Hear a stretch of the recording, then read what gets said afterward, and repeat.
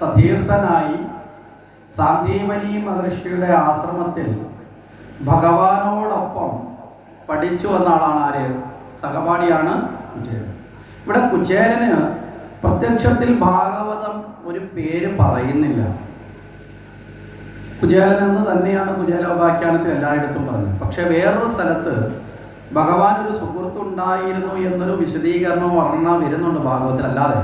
അപ്പൊ അതില് സുധാമ എന്നൊരു സുഹൃത്തിനെ കുറിച്ച് പറഞ്ഞത് കൊണ്ട് പലരും വ്യാഖ്യാനിക്കുന്ന സമയത്ത് ആ സുധാമയാണ് കുചേലൻ എന്നുള്ള നിലയിൽ പേര് ചേർത്ത് പറയാറുണ്ട്. പക്ഷെ ഇവിടെ ഒരർത്ഥത്തിൽ കുചേലന് മറ്റൊരു പേര് പറയേണ്ട ആവശ്യമില്ല എന്നുള്ളതാണ് നമ്മൾ കുചേലനെ കുറിച്ച് പഠിക്കുമ്പോൾ മനസ്സിലാവുന്നത്. കാരണം വേറൊരു പേരിനേക്കാളും ഈ കഥാപാത്രത്തിന് ചേർന്ന പേരെന്താ? കുചേലൻ എന്ന് തന്നെയാണ്. ഇവിടെ കുചേലൻ എന്ന വാക്കിന്റെ അർത്ഥം എന്താ? കുചേലൻ എന്ന പദത്തിന്റെ അർത്ഥം എന്താ? കുചേലൻ എന്ന വാക്കിന്റെ അർത്ഥം എന്താ? കൂ എന്ന് പറഞ്ഞാൽ മുഷിഞ്ഞതെന്നാണ്. ചേല എന്ന് പറഞ്ഞാൽ വസ്ത്രം. മനസ്സിലല്ലേ? മുഷിഞ്ഞ വസ്ത്രധാരിയാണ് കുചേലൻ. എന്താണ് ആ പദത്തിന്റെ അർത്ഥം? ഇവിടെ മുഷിഞ്ഞ വസ്ത്രം ഏതാണ് എന്നൊക്കെ നമുക്കൊന്ന് കണ്ടെത്താം. ഇവിടെ നമ്മള് ദാരിദ്ര്യം കൊണ്ട് ജീവിക്കുന്ന ആളിന് കാശില്ലാത്തത് കൊണ്ട് നല്ല തുണി വാങ്ങാൻ പറ്റാത്തത് കൊണ്ട് അല്ലേ പഴയ തുണി ഉടുക്കേണ്ടി വരില്ലേ? വരുമോ? വരും.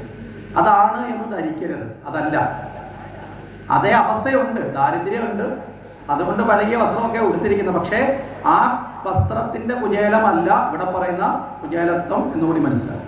ശരി, കുചേലന്റെ ജീവിതത്തിലേക്ക് നമുക്ക് വരാം. അപ്പൊ ഭഗവാനോടൊപ്പം 64 ദിവസമാണ് സാന്ദീപനി മഹർഷിയുടെ ആശ്രമത്തിൽ ഇവർ ഒരുമിച്ച് വസിച്ചത്. 64 ദിവസത്തെ വിദ്യാഭ്യാസമാണ്. മനസ്സിലായില്ലേ? കാരണം 64 വിദ്യകളാണ് ശാസ്ത്രവിധി പ്രകാരം ഉള്ളത്. ആ 64 വിദ്യകളെ ഓരോ ദിവസവും ഒരു വിദ്യ എന്ന നിലയിൽ പഠിക്കാൻ മിടുക്കാർക്കുണ്ടായിരുന്നു, ഭഗവാൻ ഉണ്ടായിരുന്നു. അതുകൊണ്ട് 64 ദിവസം കൊണ്ട് തന്നെ വിദ്യാഭ്യാസം പൂർണ്ണമായി. ഭഗവാൻ സാന്ദീപനി മഹർഷിയുടെ ആശ്രമത്തിൽ നിന്ന് ഗുരുദക്ഷിണയെ അദ്ദേഹത്തിന്റെ മകനെയൊക്കെ വീണ്ടെടുത്ത് കൊടുത്തു. അതെല്ലാം കഴിഞ്ഞ് ഭഗവാൻ തിരിച്ച് നേരെ മധുരയിലേക്ക് വന്നു. അവിടെ നിന്ന് പിന്നീട് ദ്വാരക സൃഷ്ടിച്ചു. ആ ദ്വാരകയിൽ വസിച്ചിങ്ങനെ ജീവിക്കുകയാണ് ആനന്ദത്തോട്. അതിനിടയിൽ വെച്ച് വിവാഹം കഴിഞ്ഞു. ആ വിവാഹാദി കാര്യങ്ങളൊക്കെ കഴിഞ്ഞ് ദാമ്പത്യമൊക്കെ ആയി. തൻ്റെ കുടുംബകാര്യങ്ങളൊക്കെ നോക്കി, രാജകാര്യങ്ങൾ നോക്കി, ധർമ്മകാര്യങ്ങൾ നോക്കി, തന്നിൽ അർപ്പിതമായ എല്ലാ കർമ്മങ്ങളെയും കൃത്യമായി പാലിച്ചുകൊണ്ട് ഭഗവാൻ തൻ്റെ ജീവിതം മുന്നോട്ട് കൊണ്ടുപോവുകയാണ്. നമ്മളിന്ന് മധ്യാഹ്ന സമയത്ത് ചർച്ച ചെയ്തിരുന്നു അല്ലേ? ഇത്രയും ഭാര്യമാരെ ഒരേ കണക്കത്ത് തൃപ്തിപ്പെടുത്തിക്കൊണ്ട് ഭഗവാൻ പോകുന്നതൊക്കെ നാരദന് പരീക്ഷിക്കാൻ പോയിട്ട് അവസാനം നാരദർക്ക് മനസ്സിലായി എല്ലാവരെയും ആനന്ദിപ്പിച്ചുകൊണ്ടാണ് ആര് പോകുന്നത്? ഭഗവാൻ പോകുന്നതെന്നൊക്കെ മനസ്സിലായി എന്നുള്ള ഭാഗം നമ്മൾ ചർച്ച ചെയ്തിരുന്നു. ഇനി ഇത് കഴിഞ്ഞിട്ടാണ് കുചേലന്റെ ഭാഗം വരുന്നത്. അപ്പൊ കുചേലന്റെ ഭാഗം പറഞ്ഞു തുടങ്ങുമ്പോൾ കുചേലനും ഇതുപോലെ പഠനമൊക്കെ കഴിഞ്ഞു, തിരിച്ചുപോയി, വിവാഹം കഴിച്ചു, മക്കളൊക്കെ ജനിച്ചു. കുചേലനും തൻ്റെ ജീവിതത്തിൽ മുന്നോട്ട് പോവുകയാണ്. ഇവിടെ കുചേലന് ഒരു വലിയ സദ്ഗുണമുള്ളത് സദാസമയത്തും ഈശ്വരചിന്തയിൽ മുഴുകി ഈശ്വരനെ പ്രാർത്ഥിച്ചുകൊണ്ട് ജീവിക്കുന്ന ആളാണ് ആര്? കുചേലൻ. മനസ്സിലായില്ലേ? ഇതൊരു വലിയ സദ്ഗുണമാണ്. എന്നാൽ മറുഭാഗത്ത് ഈ ഈശ്വരനെ പ്രാർത്ഥിച്ചുകൊണ്ട് ജീവിക്കുക മാത്രമല്ല ജീവിതത്തിൽ വേണ്ടത്. ജീവിതത്തിൽ ചെയ്യേണ്ടതായ കർമ്മങ്ങളെയും ധർമ്മങ്ങളെയും കൂടി മനസ്സിലാക്കിയത് ചെയ്യുകയും വേണം. വേണ്ടേ? വേണോ? വേണ്ടേ? വേണം. എങ്കിലേ ജീവിതം ലൗകികമായ തലത്തിൽ, വ്യാവഹാരിക തലത്തിൽ ജീവിതം മുന്നോട്ട് പോവുകയുള്ളൂ. ഇപ്പൊ കുചേലനെ സംബന്ധിച്ച് ഗൃഹസ്ഥാശ്രമത്തിലേക്ക് പ്രവേശിച്ചു. ഭഗവാന് ഗൃഹസ്ഥാശ്രമത്തിൽ പ്രവേശിച്ചു. ഗൃഹസ്ഥാശ്രമം എന്ന് പറഞ്ഞാൽ എന്താ? ദാമ്പത്യ ജീവിതം, വിവാഹ ജീവിതമാണ് ഗൃഹസ്ഥാശ്രമം. ഈ ഗൃഹസ്ഥാശ്രമത്തിലേക്ക് പ്രവേശിക്കുന്നതോടുകൂടി ഒരുവൻ മറ്റുള്ളവർക്ക് കൂടി ആശ്രയ കേന്ദ്രമായി മാറും. മാറത്തില്ലേ? മാറത്തില്ലേ? കല്യാണം കഴിച്ചു കഴിഞ്ഞാൽ ഭാര്യ ഭർത്താവിനെ ആശ്രയിക്കുന്ന അല്ലേ ആളായി മാറും. ഭർത്താവ് ഭാര്യയെ ആശ്രയിക്കും. ചില കാര്യത്തിൽ പരസ്പരാശ്രിതമാണ്. മക്കളുണ്ടാവും, പിന്നെ മക്കളും കൂടി അച്ഛനെ അമ്മയെ ആശ്രയിക്കും ഇല്ലേ? അപ്പൊ ആശ്രയിക്കുന്നവരെ സംരക്ഷിക്കുക എന്നത് ഗൃഹസ്ഥാശ്രമത്തിലെ ഒരു ധർമ്മമാണ്. ഒറ്റയ്ക്ക് നടക്കുന്ന ഒരാളാണെങ്കിൽ അയാൾക്ക് വേറെ ആരും എന്നെ ആശ്രയിക്കുന്നില്ല, അതുകൊണ്ട് ആരെയും എനിക്ക് നോക്കേണ്ട കാര്യമില്ല. മനസ്സിലായില്ലേ? സ്വന്തം ഇഷ്ടപ്രകാരം സ്വന്തം സംതൃപ്തിയിൽ എങ്ങനെ വേണമെങ്കിലും ജീവിക്കാം. മനസ്സിലായോ? എങ്ങനെ വേണമെന്ന് വെച്ചാൽ മോശമായിട്ടല്ല, മറ്റുള്ള ധനസമ്പാദനോ മറ്റുള്ളതൊന്നും നോക്കാതെ എനിക്കിത് മതി എന്ന് തീരുമാനിച്ചാൽ അങ്ങനെ ജീവിക്കാം. പക്ഷേ ഗൃഹസ്ഥാശ്രമത്തിൽ ജീവിക്കുന്ന ഒരാൾക്ക് എനിക്കിത് മതി എന്ന് പറഞ്ഞ് ജീവിക്കാൻ പറ്റുമോ? പറ്റുമോ? വീട്ടിലെ ആവശ്യങ്ങൾ, ഭാര്യയുടെ ആവശ്യങ്ങൾ, മക്കളുടെ ആവശ്യങ്ങൾ അല്ലേ വേണോ? ഇതൊക്കെ നോക്കണ്ടേ? അപ്പോൾ ഭാര്യയുടെ പറയുകയാണ് ഞാൻ എൻ്റെ ഇഷ്ടം പോലെ ജീവിക്കുക, എനിക്ക് ആരെയും നോക്കേണ്ട ആവശ്യമില്ലെന്ന് പറയാൻ പറ്റുമോ? വിശക്കുന്ന സമയത്ത് കൊച്ചുങ്ങൾക്ക് ആഹാരം വേണം അല്ലേ, മറ്റുള്ള കാര്യങ്ങൾ വേണം, ഇതൊക്കെ അവർ ചെയ്യണം. അപ്പം എല്ലാവർക്കും അവരവരുടേതായ ധർമ്മമുണ്ട്. അപ്പം ഈ സമയത്ത് ഈ ധർമ്മങ്ങൾ പാലിക്കുന്ന കാര്യത്തിൽ കുചേലൻ എന്ത് സംഭവിച്ചിട്ടുണ്ട്? അതിൽ കുറേ വീഴ്ചയെ ആർക്ക് വന്നിട്ടുണ്ട്? കുചേലന് വന്നിട്ടുണ്ട്. അപ്പോൾ അത്തരത്തിൽ വന്നപ്പോൾ ഭാര്യയും മക്കളെയും സംരക്ഷിക്കണമെങ്കിൽ രാവിലെ മുതൽ വൈകുന്നേരം വരുന്ന നാമം ജപിച്ചാൽ പറ്റുമോ? അപ്പം നിങ്ങളുടെ വീട്ടിലെ ഏതെങ്കിലും ഒരു പെൺകുട്ടിയെ വിവാഹം കഴിച്ച ആള് രാവിലെ എണീറ്റ് പോയിരുന്ന അമ്പലപ്പറമ്പിൽ പോയിരുന്നിട്ട് അവിടുത്തെ ആൽത്തറയിൽ കയറി ഇരുന്നുണ്ട്, അവിടെ ഇരുന്നുകൊണ്ട് നാമം ജപിച്ചിട്ട് എല്ലാ ദിവസവും അവിടെ നിന്ന് നാരായണ നാരായണ നാരായണ എന്ന് ജപിച്ചിട്ട് രാത്രിയിൽ വീട്ടിൽ വന്ന് കയറുകയാണെങ്കിൽ നിങ്ങൾ പറയുമോ, ഓ എൻ്റെ മോളുടെ ഒരു ഭാഗ്യം, ഇത്രയും നല്ല സ്വഭാവമുള്ളൊരു പയ്യനെ കിട്ടി എന്ന് പറയുമോ? പറയുമോ? ഒരിക്കലും പറയില്ല. എന്താ കാരണം? അത് സദ്ഗുണമാണ്. പക്ഷേ ആ ജീവിതത്തിൻ്റെ ക്രമം അനുസരിച്ച് അത് മാത്രം പോരാ. മനസ്സിലായില്ലേ? അപ്പം നമ്മൾ തന്നെ പലപ്പോഴും ചർച്ച ചെയ്തു, പുരുഷ പ്രയത്നമാണ് ഈശ്വരാനുഗ്രഹം. ഈശ്വരനെ പ്രാർത്ഥിക്കുക, ഏത് കർമ്മം ചെയ്തുകൊണ്ട് ഈശ്വരനെ പ്രാർത്ഥിക്കുക വെച്ചാൽ മറ്റൊരു കർമ്മവും ധർമ്മവും ചെയ്യാതിരുന്ന് ചെയ്യാൻ വേണ്ടിയിട്ടല്ല പറയുന്നത്. ഭാഗവതം പറയുന്നത് എന്താ? അവനവൻ ചെയ്യേണ്ട കർമ്മങ്ങളൊക്കെ ചെയ്യുക, അതെല്ലാം ഈശ്വര ബോധത്തോടു കൂടി ചെയ്താൽ മതി. നമ്മുടെ പാരമ്പര്യം അങ്ങനെയാണ്. നമ്മൾ ഏത് കർമ്മം, അതുകൊണ്ടല്ലേ കായേന വാച മനസേന്ദ്രിയർവാ ബുദ്ധ്യാത്മനാവാ പ്രകൃത സ്വഭാവ കരോമി യദ്വത് സകലം പരസ്മൈ നാരായണായേതി സമർപ്പയാമി എന്ന് ഭാഗവത ധർമ്മം ഇതാണ് എന്ന് പറഞ്ഞുകൊണ്ട് നവയോഗികളിലുള്ള ചോദ്യം ചോദിക്കുന്ന സമയത്ത് കൃത്യമായിട്ട് മനസ്സിലായില്ലേ? നവയോഗികൾ അതിന് ഉത്തരമായിട്ട് പറയപ്പെടുന്നുണ്ട്. ഭാഗവത ധർമ്മം എന്താ? ശരീരം കൊണ്ടും മനസ്സുകൊണ്ടും ഇന്ദ്രിയങ്ങൾ കൊണ്ടും ബുദ്ധി കൊണ്ടും ചെയ്യുന്ന കർമ്മങ്ങളൊക്കെ ഭഗവത് സമർപ്പിതമായി ചെയ്യണം. മനസ്സിലായില്ലേ? അപ്പൊ കർമ്മം ചെയ്യണ്ട എന്നുള്ളതായിരുന്നെങ്കിൽ മനസ്സുകൊണ്ടും ശരീരം കൊണ്ടും ഇന്ദ്രിയങ്ങൾ കൊണ്ടും ഒരു കർമ്മവും ചെയ്യാതിരുന്ന് നാമം ജപിക്കുന്നതാണ് ഭഗവത് ധർമ്മം എന്ന് പറയണ്ടായിരുന്നോ? അങ്ങനെ പറഞ്ഞിട്ടുണ്ടോ? മടിയനെ സൃഷ്ടിക്കാനല്ല ഭാഗവത, കർമ്മം ചെയ്യണം. ആ ചെയ്യുന്ന കർമ്മം ഭഗവാൻ സമർപ്പിക്കണം. എല്ലാ കർമ്മവും നമ്മളും ജീവിതത്തിൽ ചെയ്യുന്ന എല്ലാ കർമ്മവും ഭഗവാന് സമർപ്പിച്ച ഏതെങ്കിലും കർമ്മമുണ്ടോ ഭഗവാന് സമർപ്പിക്കാൻ പറ്റാത്തതായിട്ട്? ശരിയായ ജീവിതത്തിൽ ധാർമ്മികമായി ചെയ്യുന്ന ഏതെങ്കിലും കർമ്മം ഭഗവാന് സമർപ്പിക്കാൻ പറ്റാത്തതായ ഏതെങ്കിലും കർമ്മം നമ്മുടെ ജീവിതത്തിലുണ്ടോ? ഉണ്ടോ? ഉണ്ടോ? നമ്മൾ അതിരാവിലെ എണീറ്റ് പ്രഭാത കർമ്മങ്ങൾ ചെയ്യാൻ വേണ്ടി മലമൂത്ര വിസർജനം നടത്തുന്നത് പോലും ഭഗവാന് സമർപ്പിച്ച് ചെയ്യാം. അപ്പൊ ചോദിക്കുക, അതെങ്ങനെയാണ് ഇത്രയും? എന്താ? ഭഗവാൻ കുടികൊള്ളുന്ന ഈ ശരീരത്തിൽ നിന്നുള്ള മാലിന്യത്തെ കളയുകയാണ്. മനസ്സിലായില്ലേ? ഈ ശരീരത്തിൻ്റെ ഉള്ളിൽ നമ്മൾ വസ്തുക്കൾ ഉപയോഗിക്കുമ്പോൾ മാലിന്യം ഉണ്ടാവില്ലേ? അപ്പൊ ആ മാലിന്യത്തെ നീക്കം ചെയ്യൽ പ്രക്രിയയല്ലേ മലമൂത്ര വിസർജനം? ശരീരത്തെ ശുദ്ധീകരിക്കലല്ലേ? സ്നാനം ചെയ്യുന്നത് എന്താ? അഴുക്കുകളെ കഴുകിക്കളയലല്ലേ? അപ്പോൾ ഭഗവാൻ കുടികൊള്ളുന്ന ഭഗവാന്റെ ആലയമാണ് ശരീരം, ക്ഷേത്രം. ക്ഷേത്രം ഇഹ വിദ്യതേ. ഈ ശരീരമാണ് ക്ഷേത്രം യഥാർത്ഥത്തിൽ. ഈ ക്ഷേത്രം, ശരീരമാകുന്ന ക്ഷേത്രത്തെ കുറിച്ച് പഠിപ്പിക്കാനാണ് മനുഷ്യ ശരീരത്തിൻ്റെ തത്വവിധാനം അനുസരിച്ച് നമ്മുടെ പൂർവികന്മാർ ക്ഷേത്രം എന്ന ഒരു പ്രകൃതിയെ സൃഷ്ടിച്ചത്, ഒരു സ്വരൂപത്തെ സൃഷ്ടിച്ച. ആ ക്ഷേത്രത്തിൻ്റെ സങ്കല്പം പൂർണ്ണമായും മനുഷ്യ ശരീരത്തിൻ്റെ സങ്കല്പമാണ്. പരിപൂർണമായ മഹാക്ഷേത്രങ്ങളെ പ്രതിഷ്ഠ ഇരുത്തുമ്പോൾ ക്ഷേത്ര ശ്രീകോവില് ഷഡാധാര സങ്കല്പത്തിലാണ് പണിയുന്നത്. ഷഡാധാരം എന്ന് പറഞ്ഞാൽ എളുപ്പമായുള്ള വഴിയെ ചിന്തിച്ചാൽ ഇടയ്ക്കിടെ 6 പടിയുണ്ടെന്ന് പറയുന്ന ആ 6 ആധാര സമ്പ്രദായത്തിലാണ്.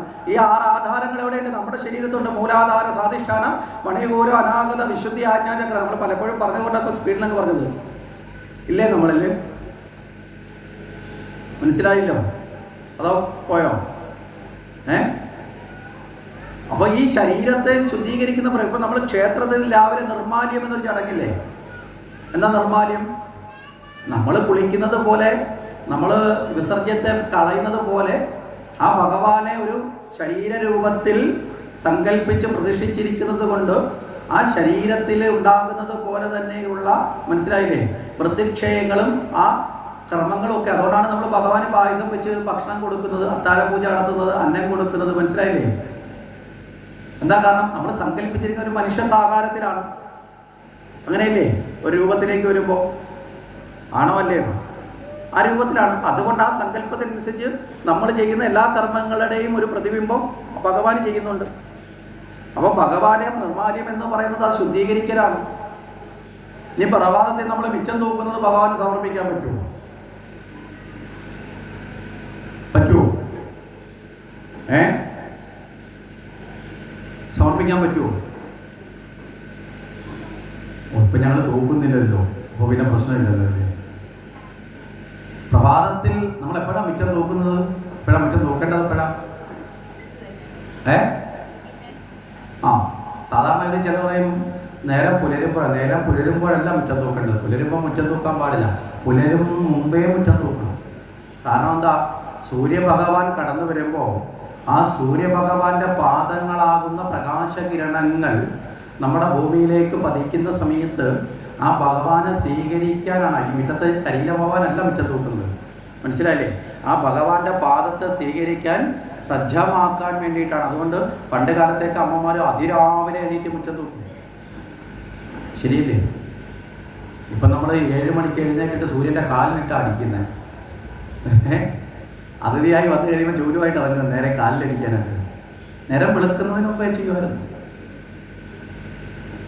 മുറ്റം തൂക്കല് മാത്രമല്ല, പണ്ട് കാലത്ത് മുറ്റം തൂത്ത് കഴിഞ്ഞാൽ ആ മുറ്റത്തിൻ്റെ തിരുമുറ്റത്ത് ചാണകം തളിച്ച്, ഇല്ലെങ്കിൽ ചാണകം ഇല്ലെങ്കിൽ വെള്ളമെങ്കിലും തളിച്ചിട്ട് 2 പൂ വെച്ച് അവിടെ ഒരു ഇടുന്ന സമ്പ്രദായമുണ്ട്. ഇപ്പോൾ അതൊക്കെ നമ്മൾ വിട്ടു. ഇപ്പം ആകെ ഓണത്തിന് മാത്രമാണ് നമ്മുടെയൊക്കെ വീട്ടിൽ പൂക്കളം ഉള്ളതില്ലേ. ഇപ്പോൾ പൂക്കളവും മാറി. ഈ അടുത്ത കാലത്ത് കഴിഞ്ഞ ഓണത്തിന് ഇങ്ങനെ നാട്ടിൽ നിൽക്കുന്ന സമയത്ത് രജ്ഞമൊക്കെ കഴിഞ്ഞ് വന്ന് ഓണത്തിനോട് അടുത്തു 2 ദിവസം കൂടിയേ ഉള്ളൂ, അല്ല 1 ദിവസമേ ഉള്ളൂ.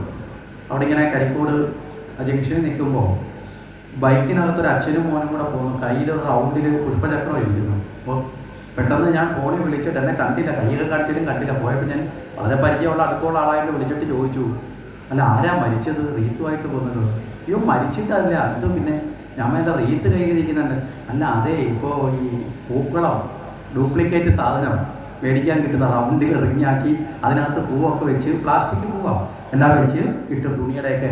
അപ്പോൾ ഇതാകുമ്പം 3-4 വർഷം ഉപയോഗിക്കും. അപ്പോൾ പൂ വെച്ചാൽ സ്ഥലമില്ലല്ലോ. ഇപ്പം അങ്ങനെയുള്ള സാധനങ്ങൾ ഇറങ്ങിയിട്ടുണ്ട്. പണ്ടങ്ങനെയല്ല, നമ്മുടെ മിറ്റം ഒന്ന് വൃത്തിയാക്കി അവിടെ പൂ ഇടുന്ന ഒരു ശീലമുണ്ട്. കാരണം എന്താ? സൂര്യഭഗവാനെ വരവേൽക്കാനാണ്. ഇങ്ങനെ നമ്മുടെ ജീവിതത്തിലെ എല്ലാ കർമ്മവും, സന്താന ഉൽപാദനങ്ങൾ പോലും ഭഗവാനെ നല്ല കുഞ്ഞ് ജനിക്കണമേ എന്ന പ്രാർത്ഥനയോടെ ഈശ്വരീയ കർമ്മങ്ങളായി അനുഷ്ഠിക്കുന്ന പാരമ്പര്യം നമുക്കുണ്ടാകും. ഇതൊക്കെ നമ്മളിൽ നിന്ന് പോയതാണ്, മനസ്സിലായില്ലേ? അപ്പൊ ഇവിടേക്കും പറഞ്ഞു വന്നത്, ഈ ധർമാചരണത്തിൽ ചെയ്യേണ്ട കർമ്മങ്ങൾ കൃത്യമായിട്ട് ചെയ്യുന്നതിൽ ആർക്ക് വീഴ്ചയുണ്ടായി? കുചേലന്റെ ദാമ്പത്യത്തിന് വീഴ്ചയുണ്ടായി. അപ്പോൾ ഗൃഹം നോക്കേണ്ടവൻ ജോലിക്ക് പോയി ഗൃഹം നോക്കാതിരുന്നാൽ ആ ഗൃഹത്തിൽ എന്തുണ്ടാവും? പട്ടിണി, സ്വാഭാവികമായ ദാരിദ്ര്യം, മനസ്സിലായില്ലേ? ആ പട്ടിണിയെ ആര് വിളിച്ചു വരുത്തിയതാ? ഒരർത്ഥത്തിൽ തൻ്റെ പ്രവൃത്തി കൊണ്ട് തന്നെ വന്നു ചേർന്നതാണ്. ഇനി കുചേലന്റെ ഈ ദാരിദ്ര്യമൊക്കെ വന്നു നിൽക്കുമ്പോൾ കുചേലന്റെ പത്നി ഇടയ്ക്കിടയ്ക്ക് കുചേലനോട് പറയും, ഈ അവസ്ഥയിൽ ഇങ്ങനെ പോയിട്ട് കാര്യമില്ല. കാരണം ഒരു വീടിന്റെ ദാരിദ്ര്യം, പ്രാരാബ്ദം ആദ്യം അറിയുന്നത് ആരാ? അമ്മമാരാണ്, അല്ലേ? അരി ഇന്നെടുക്കാനും ഇന്ന് വേവിക്കാനുള്ള അരി എടുക്കുമ്പോൾ തന്നെ അറിയാം ഇനി എത്ര ദിവസം കൂടി കലത്തിലുണ്ടെന്ന്. അപ്പം ആദ്യം അറിയുന്ന അമ്മയാണ്. അച്ഛനിത് അറിയുന്നത് എപ്പോഴാണ്? ഡൈനിങ് ഹാളിന്റെ മുമ്പിലും, അല്ലേ?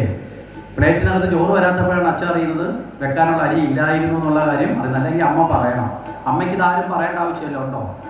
ഓരോ ദിവസവും എടുക്കുന്ന അളവിൽ നിന്ന് കുറവ് വരുമ്പോൾ തന്നെ അമ്മയ്ക്ക് അറിയാൻ കൃത്യമായിട്ട് അവസ്ഥ എന്താണ്. അപ്പൊ അതുകൊണ്ട് തന്നെ വീട്ടിന്റെ അവസ്ഥ പറഞ്ഞു ആ അവസ്ഥയ്ക്ക് മാറ്റം ഉണ്ടാക്കാൻ വേണ്ടിയിട്ട് എപ്പോഴും പറയുന്ന ആളാണ് ആര്? ഈ കുചേല പത്നി എന്ന് പറയുന്നത്. ഇവിടെ എന്തുകൊണ്ടാണ് കുചേലനെ കൃഷ്ണന്റെ അടുത്തേക്ക് വന്ന് നിർബന്ധിക്കുന്നത് ചോദിച്ചാൽ, കുചേലൻ എപ്പോഴും കൃഷ്ണനെ കുറിച്ച് പറയാറുണ്ട്. കൃഷ്ണൻ എൻ്റെ കൂടെ പഠിച്ച ആളാണ്, എന്നോട് ഭയങ്കര ഇഷ്ടമാണ്, ഭയങ്കര സ്നേഹമാണ്, മനസ്സിലായില്ലേ? ഇപ്പൊ രാജാവാണ്, വലിയ സമ്പത്തൊക്കെ ഉണ്ട്, ഇതൊക്കെ പറയും. പക്ഷെ ഒരിക്കലും ഭഗവാൻ എന്നുള്ള ഭാവത്തിൽ ആര് കണ്ടിട്ടില്ല? കുചേലൻ കണ്ടിട്ടില്ല. കുചേലൻ കാണുന്നത് മുഴുവൻ തൻ്റെ കൂട്ടുകാരനാണ്, ഇപ്പൊ രാജാവാണ്, മനസ്സിലായില്ലേ? അപ്പൊ അത്രയും സമ്പത്തുള്ള, അത്രയും ആത്മബന്ധമുള്ള ഒരു കൂട്ടുകാരൻ്റെ അടുത്ത് പോയി നിങ്ങളുടെ ദുഃഖം ഒന്ന് പറഞ്ഞാൽ അദ്ദേഹം എന്തെങ്കിലും ഒരു സഹായം ചെയ്യും, മനസ്സിലായില്ലേ? ഇതാണ് കുചേല പത്നിയുടെ ആ ഒരു തരം. ഇത് സ്വന്തം അത്രയും ആത്മാർത്ഥമുള്ളൊരു കൂട്ടുകാരനോട് പോയി, അത്രയും സമ്പത്തുള്ളൊരു കൂട്ടുകാരനോട് പോയി നമുക്കൊരു ദുഃഖം ചെന്ന് പറഞ്ഞാൽ എന്തെങ്കിലും സഹായം ചെയ്യും നമ്മളും പ്രതീക്ഷിക്കാറില്ലേ? മനസ്സിലായില്ലേ? ഈ ഒരു പ്രതീക്ഷയിലാണ് കുചേലന്റെ പത്നി പറയുന്നത്, നിങ്ങളൊന്ന് പോയി കാണണം. എന്നിട്ട് കുചേലപത്നി ഇദ്ദേഹത്തെ നിർബന്ധിക്കുമ്പോൾ ഇദ്ദേഹത്തിനൊരു അപകർഷതയുണ്ട്, പോയി കാണാനൊരു മടിയുണ്ട്. എന്താ മടിയുടെ കാരണം? താൻ അവിടെ ചെല്ലുമ്പോൾ താൻ ഏതെങ്കിലും തരത്തിൽ പണം ചോദിക്കാനെങ്ങനെ ചെല്ലുന്ന ആളായിട്ട് കണ്ട് വിചാരിച്ച്, മനസ്സിലായില്ലേ, അങ്ങനെ തന്നെ ചിന്തിച്ചാൽ അത് തനിക്കൊരു നാണക്കേടാണെന്ന് കുചേലന് ഒരു ധാരണയുണ്ട്. ഇനി അങ്ങനെ ചെല്ലുന്ന സമയത്ത് കുചേലനെ കണ്ടിട്ട് തിരിച്ചറിയാതെ, ചില പടക്കാരങ്ങനെയാണല്ലോ, തിരിച്ചറിയാതെ ഭാവിച്ചാലോ അത് അതിനേക്കാൾ വിഷമമാണ്. ഇനി തന്നെ ഈ അവസ്ഥയിൽ കാണുക എന്നത് കുചേലന് മനസ്സിലായില്ലേ, ഈ അവസ്ഥയിൽ തന്നെ തൻ്റെ കൂട്ടുകാരെ കാണുമ്പോൾ അദ്ദേഹം ചിലപ്പോൾ അതിനെക്കുറിച്ച് എന്ത് വിചാരിക്കും, ഇങ്ങനെയൊക്കെയുള്ള പലതരത്തിലുള്ള ചിന്തകൾ ആർക്കുണ്ട്? കുചേലനുണ്ട്. അതുകൊണ്ട് കുചേലന് കൃഷ്ണനെ കാണാൻ, കൂട്ടുകാരനെ കാണാനുള്ള അമിതമായ ആഗ്രഹമുണ്ട്, പക്ഷെ പോകാനുള്ള മടിയുണ്ട്. ഈ മടി മാറുന്നത് പരിപൂർണമായ ദാരിദ്ര്യത്തിൻ്റെ, പ്രാരാബ്ധത്തിൻ്റെ അവസ്ഥയിലേക്ക് എത്തപ്പെട്ടു. മറ്റൊരു രക്ഷയും ഇല്ലാത്ത അവസ്ഥയിൽ ആര് വന്നു? കുചേലൻ വന്നു. ഇവിടെ കുചേലൻ്റെ ഭാര്യ കുചേലനോട് പറയുന്നുണ്ട്, നിങ്ങൾ പോയിട്ട് വരാൻ പറഞ്ഞത് എനിക്ക് വസ്ത്രങ്ങൾക്ക് വേണ്ടിയിട്ടോ എനിക്ക് ആഭരണം വാങ്ങിത്തരാൻ വേണ്ടിയിട്ടൊന്നുമുള്ള ധനം കൊണ്ടുവരാൻ വേണ്ടിയിട്ടല്ല ഞാൻ നിങ്ങളോട് പറയുന്നത്. സാധാരണ സ്ത്രീകൾക്ക് വസ്ത്രത്തിനും ആഭരണത്തിനും ഒക്കെ ഒരു മോഹം ഉണ്ടാവും. അങ്ങനെ പോലുമുള്ള മോഹം ഞാൻ പണ്ടേ ഉപേക്ഷിച്ചു. കാരണം മോഹിച്ചിട്ട് കിട്ടില്ലെങ്കിൽ പിന്നെ വെറുതെ മോഹിച്ചിട്ട് കാര്യമല്ലോ. കിട്ടില്ല എന്ന് 100% ഉറപ്പുള്ള കാര്യം വെറുതെ മോഹിച്ചാൽ മോഹിക്കുന്നത് തന്നെ ദുഃഖത്തിൻ്റെ കാരണമായി മാറും. അതുകൊണ്ട് ആ മോഹമൊന്നും എനിക്കില്ല. ആകെ ഇപ്പോഴുള്ള ഒരേ ഒരു ആഗ്രഹം, മോഹമല്ല, ഒരാവശ്യം, മനസ്സിലായില്ലേ, ഒരേ ഒരു ആവശ്യം, അനിവാര്യമായ ആവശ്യം എന്ന് പറയുന്നത് അന്നം ഒരു ദിനം ഒരു നേരമെങ്കിലും, മനസ്സിലായില്ലേ, ഒരു ദിനം 3 നേരമല്ല, അന്നം ഒരു ദിനം ഒരു നേരമെങ്കിലും കഴിക്കാനില്ലാത്ത അവസ്ഥയിൽ നമ്മുടെ കുഞ്ഞുങ്ങൾ കിടക്കുന്നത് കാണുമ്പോൾ എൻ്റെ ഹൃദയം തകരുകയാണ്. അത്രയും ഒരു അവസ്ഥ എന്ന് പറഞ്ഞാൽ നമ്മളൊന്ന് ചിന്തിച്ചു നോക്കേ. ആ ഒരു വാക്കിന്റെ മുമ്പിൽ പിടിച്ചു നിൽക്കാൻ ആർക്ക് സാധിച്ചില്ല? കുചേലന് സാധിച്ചില്ല. കുചേലന്റെ പിന്നീട് കുചേലൻ അപകർഷതയൊന്നും കൊണ്ട് മുന്നോട്ട് പോകാൻ പറ്റത്തില്ല. കാരണം ആ അവസ്ഥയിലായി. ഒരു നേരത്തെ ഭക്ഷണം പോലും ഒരു ദിവസം കഴിക്കാനില്ലാത്ത അവസ്ഥ എന്ന് പറഞ്ഞാൽ ആ അവസ്ഥയിലായി. അപ്പൊ കുചേലൻ അവസാനം സമ്മതിച്ചു, ശരി ഞാൻ കൃഷ്ണനെ കാണാൻ പോകാം.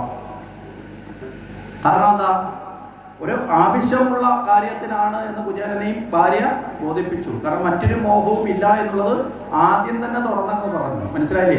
ഇത് കൊണ്ടുവന്നിട്ട് എനിക്ക് പട്ടുസാരി മേടിക്കാനോ സ്വർണം മേടിക്കാനോ ഒന്നും മറ്റൊരു കാര്യത്തിന് ഉപയോഗിക്കാനല്ല, കുഞ്ഞുങ്ങൾക്ക് അന്നം കൊടുക്കാൻ വേണ്ടി മാത്രമാണ് എന്ന് കൃത്യമായിട്ട് പറഞ്ഞു. ഒരു നേരത്തെ ഭക്ഷണം കൊടുത്താൽ മതി. 3 നേരം ഭക്ഷണം കൊടുത്തില്ലെങ്കിൽ ഒരു നേരത്തെ ഭക്ഷണം കൊടുക്കാൻ, എല്ലാ ദിവസവും ഒരു നേരത്തെ ഭക്ഷണമെങ്കിലും മുടങ്ങാതെ കൊടുക്കുക എന്നതെങ്കിലും കൊടുക്കണ്ടേ?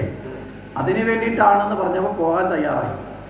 നീ പോകാൻ നേരത്ത് പറഞ്ഞു, വെറുതെ പോകാൻ പാടില്ലല്ലോ, എന്തെങ്കിലും കൊണ്ടുപോയി കാഴ്ച വെക്കണം. എന്താ കാരണം? ധാർമ്മികമായ വിദ്യാഭ്യാസമുള്ള ആളാണ് കുചേലൻ, ഭഗവാന്റെ കൂടെ പഠിച്ച ആളാണ്. ധർമ്മവ്യവസ്ഥയനുസരിച്ച് ഈശ്വരനെ കാണാൻ പോകുമ്പോൾ, വൃദ്ധരായ മാതാപിതാക്കളെ കാണാൻ പോകുമ്പോൾ, ഗുരുജനങ്ങളെ കാണാൻ പോകുമ്പോൾ, രാജാവിനെ കാണാൻ പോകുമ്പോൾ, ഈ 5 സ്ഥലങ്ങളിൽ മനസ്സിലായില്ലേ, പോകുന്ന സമയത്ത് വെറും കൈയോടെ പോകാൻ പാടില്ല എന്നൊരിതുണ്ട്. വെറും കൈയോടെ പോകരുത്. ഇപ്പം നമ്മൾ ക്ഷേത്രത്തിൽ പോകുന്ന സമയത്തും ഈശ്വരനെ കാണാൻ പോകുന്നു, ഗുരുവിനെ കാണാൻ പോകുന്നു, വെറും കൈയോടെ പോകും. വലുത് കൊടുക്കണമെന്നുള്ളല്ല, ഒരു തുളസിയിലെങ്കിലും, മനസ്സിലായില്ലേ, അല്ലെങ്കിൽ ഒരു ചെറു പൂവെങ്കിലും കൊണ്ടുവന്ന് ഭഗവാന്റെ ആ പടിക്കൽ വെച്ച് നമസ്കരിക്കാൻ നമുക്ക് സാധിക്കണം. അപ്പൊ ഇതാണ്. അതുകൊണ്ട് എന്തെങ്കിലും വേണം. കുചേലന്റെ പത്നിയുടെ ഈ കാര്യം പറഞ്ഞു. ഇനി എന്തെങ്കിലും ഇല്ലാത്തതിന്റെ പേരിൽ ഇങ്ങേര് പോകാതിരിക്കണ്ട. മനസ്സിലായില്ലേ? അവിടെ കുചേല പത്നി എന്ത് ചെയ്തു? മറ്റു വീടുകളിൽ 4 വീടുകളിൽ പോയിട്ട് അവിടുന്ന് ചില അവില് യാചിച്ചു വാങ്ങി. അപ്പൊ അത് തന്നെ പലതരത്തിലുള്ളതാണ്. എല്ലാ വീട്ടിലും ഒരേ തരമായിരിക്കത്തില്ലല്ലോ. പലതരത്തിലുള്ള ഇതെല്ലാം കൂടി വാങ്ങി കൊണ്ടുവന്നു. ഇതിനെ എല്ലാം കൂടി കൊടുത്തു വിടണമെങ്കിൽ എന്ത് ചെയ്യണം? അതൊരു കവർണാത്തതിനകത്ത് ഇടണമല്ലോ, പാക്ക് ചെയ്യണം. പാക്ക് ചെയ്യാനും മറ്റു സൗകര്യങ്ങളൊന്നും ഇല്ലാത്തതുകൊണ്ട് യാചിച്ചു കിട്ടി അവര് ഒരു ജീർണിച്ച വസ്ത്രത്തിൽ, ഭാഗവതത്തിനെ പറയുന്നത് നൂലിഴകളൊക്കെ ഇഴകളെല്ലാം ഇളകി തുടങ്ങി അത്രയും പഴക്കമുള്ള ഒരു വസ്ത്രത്തിൽ എന്ത് ചെയ്തു? അത് കെട്ടി അത് കൊടുത്തു വിട്ടു. ഈ വസ്ത്രമൊക്കെ ഇങ്ങനെ എടുത്തതും അതേ ഉള്ളൂ, പക്ഷെ അത് എടുത്തതിനും ഒക്കെ പുറകിൽ വേറെ ചില അർത്ഥങ്ങളുണ്ട്. അപ്പം അതിൽ കൊടുത്തു വിട്ടു. ഇതുമൊക്കെ ആയിട്ട് കുചേലൻ ഭഗവാനെ തേടി ഇങ്ങനെ യാത്ര ചെയ്ത് വളരെ ഏറെ കാലം സ്ഥലങ്ങളിലൊക്കെ അലഞ്ഞു. ഒടുവിൽ എവിടെ എത്തി? ഭഗവാന്റെ ദ്വാരകയിലെത്തി. ദ്വാരകയിലേക്ക് എത്തി ഭഗവാനെ കാണാൻ വേണ്ടിയിട്ട് ആ കൊട്ടാരത്തിലേക്ക് എത്തുമ്പോൾ അവിടെ ഒരു വർണ്ണനയാണ് 7 നില മാളികയ്ക്ക് മുകളിൽ ഇരിക്കുന്നു എന്നൊക്കെയാണ് പറയുന്നത്. ഇവിടെ 7 നില മാളികയുടെ കാശ് കൂടുതലുള്ളത് കൊണ്ട് കൊട്ടാരത്തിന് 7 നില കെട്ടിടക്കെട്ടി മുകളിൽ ഇരിക്കുന്ന അർത്ഥമല്ല എടുക്കേണ്ടത്. ഷടാധാരങ്ങൾക്ക് മുകളിൽ സഹസ്രാര പത്മ വിരാജിതനായിരിക്കുന്ന പൂർണ്ണജ്ഞാനമാകുന്ന ഈശ്വരൻ എന്ന സ്വരൂപസ്ഥാനത്താണ് ആരിയിരിക്കുന്നത്? ഭഗവാൻ ഇരിക്കുന്നത്. നമ്മൾ കടക്കണം എന്ന് പറഞ്ഞ 6 നിലയ്ക്ക് മുകളിൽ, മനസ്സിലായില്ലേ? 6 നിലയ്ക്ക് മുകളിൽ ഏതാ? 7ാമത്തെ നില. നില 6ഉം കടപ്പതിനും എവിടെ കേട്ട വരിക അത്?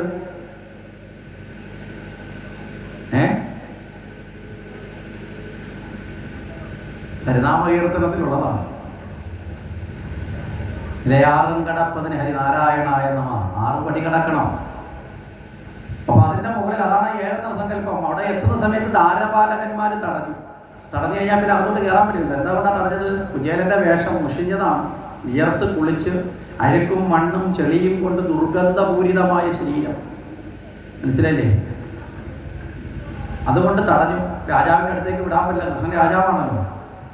അപ്പൊ ആ സമയത്ത് സർവാശ്രയം, അവസാനത്തെ ആശ്രയവും കൂടി നഷ്ടപ്പെട്ടാൽ പിന്നെ നമ്മൾ ആശ്രയിക്കുന്നവരെ വിളിക്കുന്നെങ്കിൽ ഉള്ളിൽ തെളിയുന്ന ആരുടെ രൂപമായിരിക്കും? ഈശ്വരന്റെ ആയിരിക്കും അല്ലേ? അവിടെ വെച്ചിട്ട് കുചേലൻ ഒരു വിളി വിളിച്ചു കൃഷ്ണ എന്ന്. അതുവരെ കൃഷ്ണ കൃഷ്ണ എന്നൊക്കെ കൂട്ടുകാരുടെ പേര് ചൊല്ലിയാ വരുന്നത്. കൃഷ്ണ എന്നെ കണ്ടാൽ തിരിച്ചറിയോ, കൃഷ്ണ നീ എന്നെ എങ്ങനെ സ്വീകരിക്കും എന്നൊക്കെ ഒരു ആകാംക്ഷയിലാണ് വരുന്നത്. പക്ഷെ അവിടെ വെച്ചിട്ടുള്ള വിളിയിൽ കൃഷ്ണ എന്ന വിളി ഇനി എനിക്ക് ആരും ആശ്രയമില്ല എന്ന പരിപൂർണമായും നിന്നെ മാത്രം ആശ്രയിച്ചിട്ടാണ് ഞാൻ ഈ ലോകത്ത് നിന്ന് നിന്നത്, നീയും കൂടി ആശ്രയമില്ലാണ്ടായാൽ സർവ്വതും തീർന്നു എന്നുള്ള ആത്മഗതത്തിന്റെ ആ ഉദ്ഘാനമായത് ഉയർന്നപ്പോ ആ വിളി ഭഗവാന്റെ കാതിൽ ചെന്നു. മനസ്സിലായില്ലേ? നമ്മളും ബാക്കി പലരും ആശ്രയിക്കാനുണ്ട് സമയത്ത്, പലരും ആശ്രയിക്കാനുണ്ട്, അവരൊക്കെ സഹായിക്കും എന്നൊക്കെ ചിന്തിച്ചുകൊണ്ട് നമ്മൾ ഭഗവാനെ വിളിച്ചാലും ഭഗവാൻ വിളിയേക്കത്തില്ല. കാര്യം എന്താ? അവൻ എന്നെ മാത്രമല്ല പലരുടെ ആശ്രയം അവനുണ്ട്. അവൻ അങ്ങനെയൊക്കെയാണ് വിചാരിച്ചിരിക്കുന്നത്. അതെല്ലാം നഷ്ടപ്പെട്ട് എപ്പോഴാണോ പൂർണ്ണാശ്രയത്തിൽ വരുന്നോ അന്നേരം ആ വിളി ആര് കേൾക്കും? ഭഗവാൻ അത് ശ്രവിക്കും. ഇവിടെയും ആ രീതിയിൽ ഭഗവാൻ ആ വിളി കേട്ട ഉടനെ ഭക്തന്റെ വിളി കേട്ടാൽ പിന്നെ മനസ്സിലായില്ലേ? അവിടേക്ക് എത്തുക എന്നുള്ളത് ഭഗവാന്റെ ഒരു വീക്ക്നെസ് ആണ്. ഭക്തനാണ് ഭഗവാന്റെ വീക്ക്നെസ്. ഇപ്പൊ ഭാഗവതം തന്നെ പറഞ്ഞിട്ടില്ലേ, ഭക്തന്റെ ദാസനാണ് ഭഗവാൻ. അപ്പൊ യജമാനൻ ആരാ? ഭക്തനാണ്. യജമാനൻ വിളിക്കുന്നിടത്ത് ആരെത്തണം?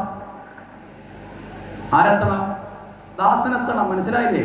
അല്ലാതെ ഇങ്ങോട്ട് വരട്ടെ എന്ന് പറയാൻ പറ്റുമോ? നമ്മളെ വീട്ടിലൊരു ജോലിക്കാരനുണ്ട്, നമ്മളവിടെ നിന്നുകൊണ്ട് ജോലിക്കാരനെ വിളിക്കുകയാണ്, അല്ലെങ്കിൽ നമ്മളവിടെ നിന്നുകൊണ്ട് വിളിക്കുകയാണ് ജോലിക്കാരൻ ഇനി വരുമെന്ന് പറഞ്ഞ് വിളിക്കുമ്പോൾ ജോലിക്കാരകത്ത് ഇയാൾ ഇങ്ങോട്ട് വരെയെന്ന് പറഞ്ഞാൽ പറ്റുമോ?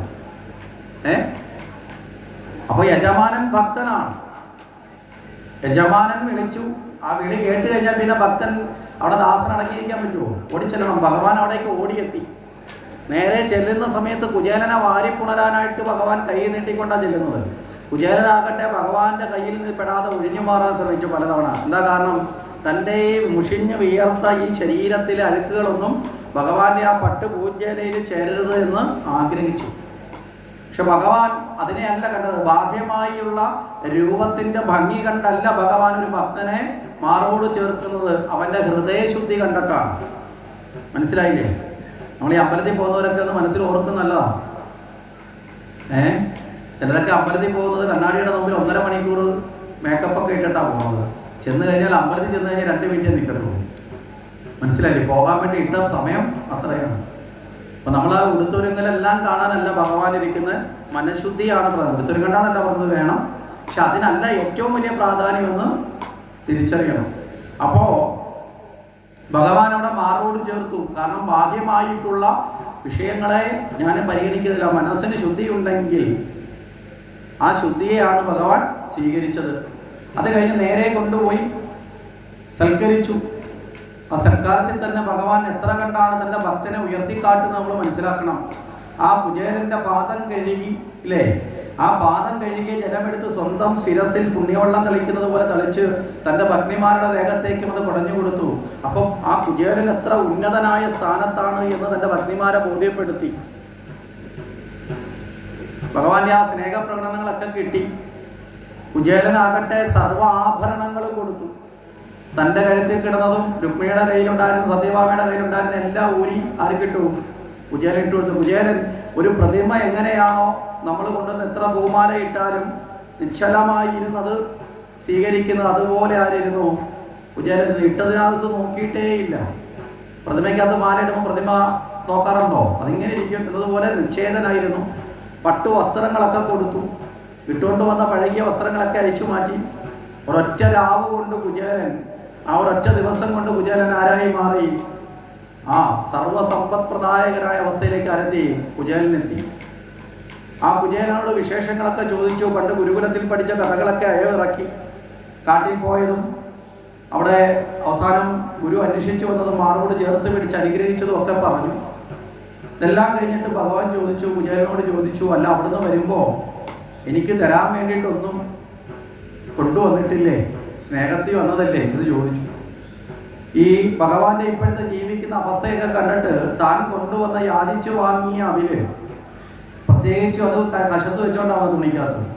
കശത്തിരിക്കുമ്പോൾ നല്ലതുപോലെ അല്ലേ പാകമായി ഒരു പരിവായി ഇരിക്കുക, കുഴച്ച് റെഡിയാക്കി വെച്ചിരിക്കുന്ന സാധനമായിട്ട് ഇരിക്കുക. അതെടുത്ത് ഭഗവാന്റെ മുമ്പിൽ വെച്ചാൽ ഇതുവരെ കിട്ടിയ സ്നേഹം അവിടെ തീരുമെന്നൊരു പേടി കുചേലൻ കൊടുത്തില്ല.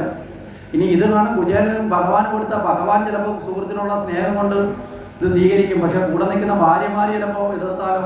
അതൊരു പ്രശ്നമാണ്. ഭഗവാന്റെ മുമ്പിലിരിക്കുന്ന പായസം കുചേലന് കൊടുത്ത സദ്യയൊക്കെ വെച്ച് നോക്കുമ്പോൾ ഈ അവരെ കൊണ്ട് കൊടുക്കാൻ കൊള്ളാവോ? കുചേലൻ മറച്ചു പിടിച്ചു. പക്ഷെ കുചേലൻ മറച്ചു പിടിക്കുന്നത് കണ്ട് ഭഗവാൻ പറഞ്ഞു, എനിക്ക് നല്ല ഭക്തിയുള്ളവര് എന്ത് തന്നാലും ഞാൻ സ്വീകരിക്കും. മനസ്സിലായി? അല്പം ജലമായാലും പൂവായാലും കായാലും. ഭക്തി ഇല്ലാത്തവർ ഇനി എന്തൊക്കെ കൊണ്ടുവന്നാലും ഞാനതൊന്നും സ്വീകരിക്കില്ല, തിരിഞ്ഞു നോക്കാറേയില്ല. അപ്പോൾ ഭക്തിക്കാണ് പ്രാധാന്യം. അതുകൊണ്ട് നീ കൊണ്ടുവന്നത് എന്നുള്ള നിലയിൽ കുചേലൻ്റെ കയ്യിൽ നിന്ന് ആ കിഴി പിടിച്ചു മേടിച്ചു. ആ പിടിച്ചു മേടിച്ച കിഴി അഴിച്ചു. വലിയ ആനന്ദത്തോടെ തുള്ളിച്ചാടി. യശോദാമ്മ എങ്ങനെയാണോ പണ്ട് ഊട്ടി വളർത്തിയപ്പോൾ ആ ഭക്ഷണം കഴിച്ചത്, ഗോപികമാരുടെ ഹൃദയമാകുന്ന വെണ്ണയെ എങ്ങനെയാണോ ആഹരിച്ചത്, അതുപോലെയുള്ള ആനന്ദം പ്രകടിപ്പിച്ചുകൊണ്ട് ഭഗവാൻ എന്ത് ചെയ്തു? ഈ അവില് വാരി കഴിച്ചു. ഒരു പിടി വാരി കഴിച്ചു. ആ ഒരു പിടി വാരി രണ്ടാമത്തെ പിടി വാരിയപ്പോഴത്തേക്ക് രുക്മിണി കയറി കൈ പിടിച്ച്. എന്താ, കഴിക്കാൻ കൊള്ളാത്തത് കൊണ്ടാണോ? എന്താ രുക്മിണി കൈ പിടിച്ചതിന്റെ കാരണം? ഒരു പിടിയോടുകൂടി തന്നെ ഒരു മനുഷ്യന് രണ്ട് പുരോഗതിയാണ് പൂർണ്ണമായിട്ട് ഉണ്ടാകേണ്ടത്. എന്തൊക്കെയാ? ഭൗതിക പുരോഗതിയും ആധ്യാത്മിക പുരോഗതിയും. ഭൗതിക വെച്ചാൽ ജീവിതത്തിന്റെ ഭൗതികമായ സമ്പത്ത്, മനസ്സിലായില്ലേ? അത് ആ പുരോഗതി. രണ്ടാമത്തതോ ഈശ്വരനെ നേടുന്ന ആധ്യാത്മിക സമ്പത്ത്. ഈ രണ്ട് സമ്പത്താണ് പ്രധാനമായും നമ്മുടെ ജീവിതത്തിൽ ഉണ്ടാവേണ്ടത്. അതിൽ ഏറ്റവും പ്രധാന സമ്പത്ത് ഏതാ? ഈശ്വരനെ നേടുന്ന സമ്പത്താണ്. അപ്പോൾ ഭൗതികമായ സമ്പത്ത് മുഴുവൻ ഈ സമയം കൊണ്ട് എവിടെ ഉണ്ടായി? കുചേലന്റെ ഗൃഹത്തിലുണ്ടായി. മനസ്സിലായില്ലേ? കുചേലനോട് എന്ത് വേണമെന്നൊക്കെ ചോദിച്ചിട്ട് ഒന്നും പറഞ്ഞില്ല. അതുകൊണ്ട് കുചേലന് കൊടുത്തില്ല. അതെല്ലാം കുചേലന് കിട്ടേണ്ട സ്ഥലത്ത് കുചേലന്റെ ഗൃഹത്തിൽ ഭൗതികമായ സമ്പത്ത് മുഴുവൻ വന്നു ചേർന്നു. കുചേലൻ എന്തുകൊണ്ടായി ഇത് കൊടുക്കാനേ? കുചേലൻ ഈ സമ്പത്തിൽ പണ്ടും മോഹമില്ല. ഇവിടെ വന്നത് പോലും തനിക്ക് പണം വേണമെന്നുള്ള ആഗ്രഹത്തിലല്ലാണോ? ആണോ? തന്നെ ആശ്രയിക്കുന്നവർ അവരുടെ ആഗ്രഹത്തിന് വേണ്ടിയിട്ട് പറഞ്ഞു വിട്ടൊരു ദൂതനെ പോലെയാണ്. ഒരു ദൂതനെന്ന് പറഞ്ഞാൽ, അല്ലെങ്കിൽ ഒരു സാധനം വാങ്ങാൻ വേണ്ടി ഒരാൾ പോയി വാങ്ങിക്കൊണ്ട് കൊടുക്കുന്ന ഒരാളെന്ന് പറഞ്ഞാൽ അയാൾക്ക് ആ സാധനത്തിന് ഉടമസ്ഥാവകാശം ഉണ്ടോ? ഉണ്ടോ? ഏതെങ്കിലും ഒരു വീട്ടുകാരൻ ഒരു മണി ഓർഡർ അയക്കുകയാണ്. മണി ഓർഡർ കൊണ്ടുപോയി കൊടുക്കുന്ന പോസ്റ്റ്മാൻ ഈ പൈസ ആയിട്ട് കൊണ്ടുവന്ന് ആ വീട്ടിൽ കൊടുക്കുന്ന അയാൾക്ക് ഈ പൈസയിൽ 1 രൂപയ്ക്കെങ്കിലും അവകാശമുണ്ടോ? ഒരിക്കലും ഇല്ല. മനസ്സിലായില്ലേ? ഇതുപോലെ കുചേലൻ ഇതിനകത്ത് ഇടയ്ക്ക് നിൽക്കുന്ന ഒരു വാങ്ങിക്കൊടുക്കലുകാരൻ മാത്രമാണ്. അതുകൊണ്ട് കുചേലൻ ഇതിനകത്ത് അവകാശമില്ല. അവകാശമില്ലാത്ത ആൾക്കാർ ഇത് കൊടുക്കേണ്ട കാര്യം ആർക്കില്ല? ഭഗവാനില്ല. മനസ്സിലായില്ലേ? ഓരോരുത്തർക്ക് അവകാശപ്പെട്ടത് മാത്രമേ ആര് കൊടുക്കൂ? ഭഗവാൻ കൊടുക്കാറുള്ളൂ. കുചേലനൊന്നും കൊടുത്തിട്ടില്ല.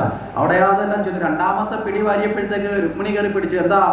മതി, എല്ലാ ഭൗതികമായ സമ്പത്തും വന്നു ചേർന്നു. ഇനി രണ്ടാമത്തെ പിടി വാരി ഭഗവാൻ കഴിച്ചു പോയാൽ ആ നിമിഷം ആധ്യാത്മിക സമ്പത്ത് ആർക്ക് പൂർണ്ണമാവും? കുചേലന് പൂർണ്ണമാവും. എന്തുകൊണ്ട് ആധ്യാത്മിക സമ്പത്ത് പൂർണ്ണമാവരുത് വിചാരിച്ച്? ആധ്യാത്മിക സമ്പത്ത് പൂർണ്ണമായാലും കുചേലൻ ആ നിമിഷം ഭഗവാനിൽ ലയിക്കും. മനസ്സിലായില്ലേ? കുചേലനിൽ തന്നെ ചേരേണ്ടി വരും. അപ്പൊ അങ്ങനെ വന്നാൽ വീട്ടുകാർ വിചാരിക്കുക പണമെല്ലാം കിട്ടി, ഭർത്താവ് തിരിച്ചു വന്നില്ല, അപ്പൊ അവർക്ക് സന്തോഷമാവോ? ആവോ? പണത്തിന് വേണ്ടി ഭർത്താവ് കിട്ടും, ഭർത്താവ് വന്നില്ലെങ്കിൽ കുഴപ്പമില്ല, കാശ് കിട്ടി, സന്തോഷമാവോ? ഇന്നത്തെ കാലത്താണെങ്കിൽ ചിലർക്കൊക്കെ സന്തോഷമാവും. ജീവിച്ചിരുന്നപ്പോഴും അങ്ങനെ കൊണ്ടൊരു ഗുണമില്ല.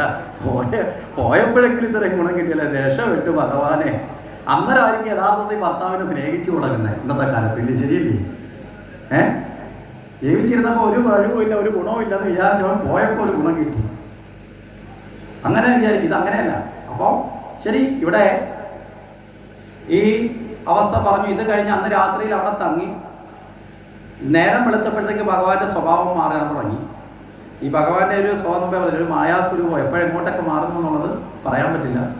രാവിലെ ആയപ്പോൾ ഭഗവാൻ ചോദിച്ചു, കുചേല അല്ല പോകുന്നില്ല, ഇവിടെ തന്നെ താമസിക്കാൻ തീരുമാനിച്ചു. കുചേലൻ പറഞ്ഞ് അങ്ങനെ ഒന്നുമില്ല, പോവാൻ പറഞ്ഞാൽ പോകും, ഇവിടെ താമസിക്കാൻ പറഞ്ഞാൽ താമസിക്കണം. കുചേലന് പ്രത്യേകിച്ച് ഒരു മനോവികാരവും ഇല്ല, മനുഷ്യൻ തിരിച്ചു പോകണമെന്നുമില്ല, ഇവിടെ തന്നെ തങ്ങണമെന്നും ഇല്ല. അപ്പോൾ കുചേലനോട് ചോദിച്ചു, അല്ല പോകുന്നില്ലേ, വന്ന സ്ഥിതിക്ക് പോകാതെ ഈ ലുക്കൊക്കെ കണ്ടിട്ട് കണ്ടില്ല കിടത്തേയൊക്കെ കണ്ടിട്ട് തോന്നിയത് എന്താ, തിരിച്ചു പോകാതെ ഇവിടെ തന്നെ അങ്ങ് കൂടാൻ ആണോ പ്ലാൻ എന്നൊക്കെ കൊണ്ട് ചോദിച്ചു. കുചേലൻ അതിനും മറുപടി ഒന്നും പറഞ്ഞില്ല. ഭഗവാൻ പറഞ്ഞു, എന്നാ പൊയ്ക്കോ. അങ്ങനെ രാവിലത്തെ പ്രഭാത കർമ്മങ്ങളൊക്കെ ചെയ്ത് കുചേലൻ പോകാൻ നേരത്ത് ഇട്ടുകൊടുത്ത ആഭരണങ്ങളെല്ലാം ഊരി മേടിച്ചു. മനസ്സിലായില്ലേ? എന്ത് ദുഷ്ടത്തരവ കാണിക്കുന്ന, ഒരു ദിവസത്തേക്ക് ഇട്ടുകൊടുത്ത് മൊത്തം ആഭരണങ്ങളിട്ട് ആലുക്കാസ് ജുവലറിയുടെ പരസ്യം, പ്രിൻസ് ജുവലറിയുടെ ഒക്കെ പരസ്യമാക്കിയിട്ട് ഒറ്റ രാത്രി കഴിഞ്ഞോ പരസ്യം കഴിഞ്ഞ് ഷൂട്ടിങ് കഴിഞ്ഞ് പോകാൻ നേരത്ത് നായികയുടെ കഴുത്തിലോ നായകന്റെ കഴുത്തിലോ ഇട്ടത് മുഴുവൻ ഊരി മേടിച്ചിട്ട് ഇറക്കി വിടുന്നത് പോലെ കുചേലൻ ഇട്ടുകൊടുത്തത് മുഴുവൻ ആര് മേടിച്ചു? ഭഗവാൻജി തിരിച്ചു മേടിച്ചു.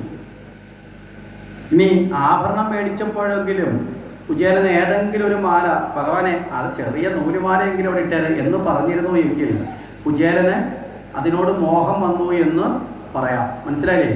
കുചേലൻ ആ സമയത്തും ഇട്ടപ്പോഴെങ്ങനെയാണോ നിർവികാരനായത് അതുപോലെ തന്നെ ഇരുന്ന് മോഹിച്ചില്ല. ഇനി ആഭരണം വാങ്ങിയത് നമുക്ക് പിന്നെയും സഹിക്കാം, അതിനേക്കാളും കടുങ്കൈ ഭഗവാൻ ചെയ്തു. ഉടുക്കാൻ കൊടുത്ത തുണി വരെ അഴിച്ചു മേടിച്ചു. മനസ്സിലല്ലേ? ഉടുക്കാൻ കൊടുത്തത് മുഴുവൻ അഴിച്ചു വേണ്ടി ഇങ്ങോട്ട് ഇട്ടുകൊണ്ട് വന്ന വസ്ത്രങ്ങളും ആ കീറിയ കോണവും വരെ എടുത്ത് കൊടുത്തിട്ട് കൊടുത്തോണ്ട് പോയിക്കോളാൻ പറഞ്ഞത് ഒന്നും ഇല്ലെന്ന് പറഞ്ഞു. പഴയത് മുഴുവൻ കൊടുത്ത് ആരെ തിരിച്ചയച്ചു? കുചേലൻ.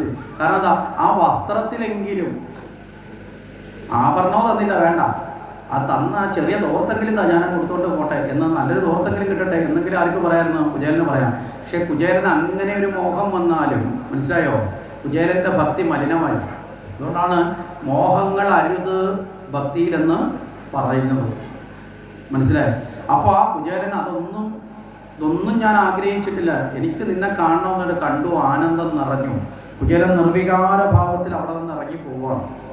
കുചേലൻ തിരികെ പോകുന്ന സമയത്ത്, പിന്നീട് വർണ്ണിക്കുന്ന സമയത്ത് കുചേലന്റെ മനോവ്യവഹാരത്തെ വർണ്ണിക്കാൻ വേണ്ടി അർത്ഥത്തിനൊട്ടാശയില്ല, ഞാൻ അർത്ഥത്തിനൊന്നുമേ ചോദിച്ചതുമില്ല, അർത്ഥത്തിനായൊന്നും തന്നതുമില്ല, പരമാർത്ഥം തന്നു കാരുണ്യശാലി ഭഗവാൻ എന്നൊക്കെ പറഞ്ഞ് വർണ്ണിക്കുന്നുണ്ട്. അത് നമ്മുടെ മനോഭാവത്തെ കൂടി ചേർത്തിട്ടാണ്. ഈ അവസ്ഥയിൽ നിന്ന് കുചേലൻ നേരെ വീട്ടിലെത്തുമ്പോൾ എന്താ, സർവസമ്പത്തും കൊണ്ട് വളരെ വലിയ ഒരു ധനിക ഗൃഹത്തെ പോലെയായി മാറി കുചേലന്റെ ഗൃഹം. ദേവന്മാർ വസിക്കുന്ന കൊട്ടാരത്തിന് സദൃശമായ ഗൃഹവും. അവിടെ അങ്ങോട്ട് പോയപ്പോൾ ഈ വസ്ത്രത്തിനും ആഭരണത്തിനും ഒന്നും എനിക്ക് താല്പര്യമില്ലെന്ന് പറഞ്ഞ ഭാര്യ വരെ വലിയ പട്ടുസാരിയൊക്കെ കൊടുത്ത് ആഭരണമൊക്കെ ധരിച്ച് നിൽക്കുന്ന കണ്ടപ്പോൾ കുചേലനൊരു ഭ്രമം, ഇതെൻ്റെ വീടാണോ, ആള് മാറിയോ എന്ന് ചോദിച്ച് തിരിച്ചു കിടന്നപ്പോൾ ഒന്നും അല്ല, ഇത് തന്നെയാണ് വിളിച്ചു കിട്ടി. കുചേലനോട് ഇതെല്ലാം വന്നു, കണ്ടില്ലേ കൃഷ്ണൻ തന്നതാണ്, അങ്ങനെയാണെന്നോ നിങ്ങൾ ഇത് ചോദിച്ചതാണെന്നോ കുചേലനറിയാൻ ഞാനൊന്നും ചോദിച്ചിട്ടില്ല എന്നുള്ള കാര്യം.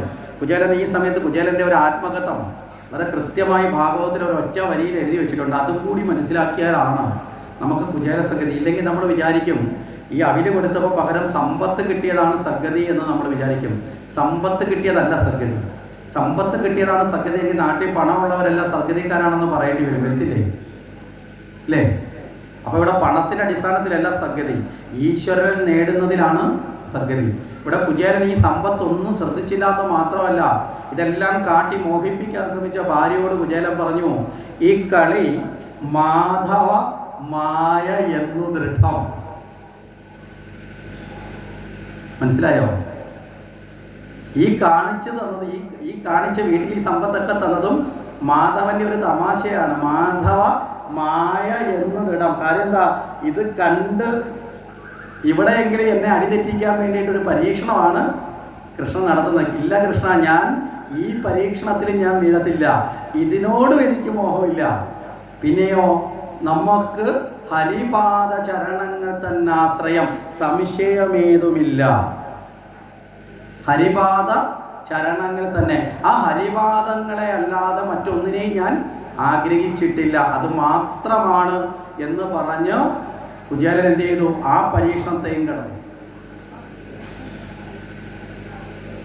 ഭഗവാന്റെ നാമം ജപിച്ചുകൊണ്ട് തൻ്റെ ജീവിതത്തെ ഭഗവത്പാദത്തിലേക്ക് തന്നെ പിന്നീടുള്ള കാലം കുചേലൻ്റെ ഈ ബോധം കണ്ട് ഭാര്യയും പിന്നീട് എന്ത് ചെയ്തു? കുചേലനെ പിന്തുടർന്നു. സമ്പത്ത് മോഹിച്ച ഭാര്യ അവസാന സമ്പത്തല്ല ആനന്ദമെന്ന് തിരിച്ചറിഞ്ഞപ്പോൾ കുചേലനോടൊപ്പം അതെല്ലാവർക്കും ദാനം ചെയ്തിട്ട്, മനസ്സിലായില്ലേ, ആ പരമമായ ഭഗവത് ഭക്തിയിലേക്ക് ലയിച്ച് ആ കുചേലൻ അതൊന്നും സ്വീകരിക്കാതെ, ഭഗവാനെ നീ എന്നെ പരീക്ഷിക്കാൻ വേണ്ടി അന്ന് നിന്റെ അടുത്ത് വന്നപ്പോൾ നീ ഇതെല്ലാം എനിക്ക് കരുത്തിൽ ഇട്ട് തന്നു, അന്നേരവും എനിക്ക് മോഹം ഉണ്ടായില്ല, ഊരി മേടിക്കുമ്പോഴെങ്കിലും ഞാൻ ഇല്ലേ യാചകനെ പോലെ ആവുമെന്ന് നീ ആലോചിച്ചു, അന്നേരവും ഞാൻ മോഹിച്ചില്ല, ഇത് കഴിഞ്ഞിട്ട് നീ ഇല്ലാത്ത സ്ഥലത്ത് വരുമ്പോഴെങ്കിലും ഞാൻ ഈ മോഹത്തിൽ വഴുതി വീഴുമെന്ന് നീ ആലോചിച്ചു, അവിടെയും ഞാൻ വീണില്ല. മനസ്സിലായില്ലേ? പരിപൂർണമായ ഈശ്വരനെ തേടി ഒരു ജീവൻ എല്ലാ മോഹങ്ങളെയും പിടിഞ്ഞ് ഭഗവാനെ മാത്രം നേടുന്ന ആ ഭാവത്തിലേക്ക് ഉയരുന്ന ജീവനാണ് ആര്? കുചേലൻ. അതാണ് കുചേലൻ്റെ സൗകര്യം. മനസ്സിലാവുന്നുണ്ടോ? അതുകൊണ്ടാണ് നമ്മൾ ഭഗവാനെ പ്രാർത്ഥിക്കുമ്പോൾ ഒരു മോഹങ്ങളെ ഇവിടെ ഈ കുചേലനെ കുറിച്ച് മുമ്പേ പറഞ്ഞു, നമ്മളെല്ലാവരും ജീവിതത്തിൽ കുചേലന്മാരാണ്. മനസ്സിലായോ? നിങ്ങളാരും ഇട്ടിരിക്കുന്ന വസ്ത്രത്തിന് വിലയില്ല എന്ന് പറഞ്ഞിട്ടല്ല പറയുന്നത്, ഇതിനൊക്കെ വിലയുണ്ടാവും. പക്ഷേ ഇവിടെ കുചേലൻ എന്ന് പറഞ്ഞ വസ്ത്രത്തിൻ്റെ താരതമ്യത്തിലല്ല, ഈശ്വരനെ നേടാത്ത ചേല. ചേല എന്നൊരർത്ഥം ശരീരം എന്നാണ്. അതുകൊണ്ടാണ് ഈ ദേഹാഭിമാന ബോധം പോക്കാൻ വേണ്ടി ഗോപികമാരുടെ വസ്ത്രം എടുത്തിട്ടല്ലേ ഭഗവാൻ ലീലയാടി പഠിപ്പിച്ചത്. മനസ്സിലായില്ലേ? അപ്പൊ ശരീരമാകുന്ന ഈ ചേല, ആത്മാവിൻ്റെ ചേലയാണ്, വസ്ത്രമാണ് ശരീരം. ഈ ജന്മത്തിലുള്ള ആത്മാവിൻ്റെ ഈ ജന്മത്തിലുള്ള വസ്ത്രമാണ് ഈ ശരീരം. മനസ്സിലായില്ലേ? ഈ ശരീരം, ഈശ്വരനെ നേടാത്ത ശരീരം എല്ലാം തന്നെ എന്താണ്? മുഷിഞ്ഞ ചേലയാണ്. എപ്പോഴാണ് ഈ ശരീരം നല്ല ചേലയാവുന്നതെന്ന് ചോദിച്ചാൽ, എപ്പോഴാണോ നമ്മൾ ഈശ്വരനെ നേടുന്നത് ആ നിമിഷം എന്തായി മാറും? ഈ നല്ല ചേലയായി മാറും. അതിൻ്റെ ആശയം മനസ്സിലായോ? സർവ്വ മാലിന്യങ്ങളും അകലുമ്പോഴല്ലേ നല്ല ചേലയാവുന്നത്. മുഷിഞ്ഞ ചേലയാവുമ്പോൾ എന്താ? മാലിന്യങ്ങളോട് ചേർന്നത്. മനസ്സിലായില്ലേ? അപ്പം നല്ല എല്ലാ മാലിന്യങ്ങളും എപ്പോഴാണോ നമ്മളിൽ നിന്ന് അകലുന്നതെന്ന് ചോദിച്ചാൽ, എപ്പോഴാണോ നമ്മൾ ഭഗവാനെ അനുഭവിച്ച് നമ്മുടെ ഹൃദയേശ്വരനായി നേടുന്നത് ആ നിമിഷം മുതൽ എല്ലാ മാലിന്യങ്ങളും അകലും. അപ്പോൾ അവിടെ കുചേലൻ സുചേലനായി മാറി. അപ്പം നമ്മളും കുചേലനാവണ്ടേ? സുചേലനിലേക്ക് എത്തണ്ടേ? ഇവിടെ കുചേലൻ വെടിഞ്ഞതെന്താ? തൻ്റെ പ്രാരാബ്ധത്തെയാണ്. അപ്പോൾ ഭഗവാനെ കാണാൻ പോയപ്പോൾ എന്തിനേയും കൂടി കിഴികെട്ടിയാണ് കൊണ്ടുപോയത്? പ്രാരാബ്ധത്തിന് പ്രേരകമായ തൻ്റെ ഇന്ദ്രിയങ്ങൾ, പല വഴിക്ക് അലഞ്ഞു നടക്കുന്ന ഇന്ദ്രിയങ്ങളെ ഏകഭാവത്തിലേക്കാക്കി ഭഗവാന് സമർപ്പിച്ചു. മനസ്സിലായില്ലേ? ഇന്ദ്രിയങ്ങളാണ് അവിലെന്ന് പറയുന്നത്. ആ ഇന്ദ്രിയങ്ങളെ എപ്പോഴും ആരിലേക്ക് എത്തിക്കണം? ഭഗവാനെ. കാണുന്നതും ഭഗവാനെ, കാണുന്നതൊക്കെയും നിന്റെ രൂപം, കേൾക്കുന്നതൊക്കെയും നിന്റെ നാമം. മനസ്സിലായില്ലേ? എന്ന നിലയിൽ എല്ലാം ഭഗവാനിലേക്ക് എത്തുന്ന രീതിയിൽ സ്വയം ആത്മസമർപ്പണത്തിലേക്ക് എത്തുന്നതിൻ്റെ പ്രതീകമാണ്. അന്യ വീടുകളിൽ നിന്നാണ് അവില് വാങ്ങിയതല്ലേ? എന്താ ഈ അന്യ വീടുകൾ എന്ന് വെച്ചാൽ, നമ്മുടെ കണ്ണും മൂക്കിൻ്റെ നാക്കിൻ്റെയൊക്കെ ജോലി എന്താ? നമ്മളെ വീട്ടിലിരിക്കലാണോ അന്യ വീട്ടിൽ ഇരിക്കലാണോ? അന്യ വീടെന്ന് ഉദ്ദേശിച്ചത് നിങ്ങൾ താമസിക്കുന്ന വീടല്ല, ഈ ശരീരം തന്നെ ജീവന്റെ വീടാണ്. ഇവിടെ ഇരിക്കലാണോ കണ്ണ് ചെയ്യുന്നത്? കണ്ണിടക്കിടയ്ക്ക് അപ്പുറത്തിരിക്കുന്നവൻ എന്ത് ചെയ്യുന്നു, ഇവിടെ ഇരിക്കുന്നവൻ എന്ത് ചെയ്യുന്നു, അവൻ എന്ത് ചെയ്യുന്നു, മറ്റവൻ എന്ത് ചെയ്യുന്നു, അല്ലേ? ഇവിടെ ഇങ്ങനെ ഇരിക്കുമ്പോഴും കാത് അവിടെ എന്ത് നടക്കുന്നു, ഇവിടെ എന്ത് പറയുന്നു, മറ്റവൻ എന്ത് പറയുന്നു, ഇതിൻ്റെ പുറകെ പോവില്ലേ? പോകത്തില്ലയോ? നമ്മളിൽ തന്നെയാണ് നമ്മളെ മൂക്കിരിക്കുന്നത്. നമ്മുടെ മൂക്ക് അടുത്തിരിക്കുന്ന ആളുടെ സുഗന്ധം ഇല്ലേ, അതൊക്കെ തിരക്കിപ്പോവും. അടുത്തിരിക്കുന്ന ആളുടെ സ്പർശത്തെ ഇഷ്ടപ്പെടും. മനസ്സിലായോ?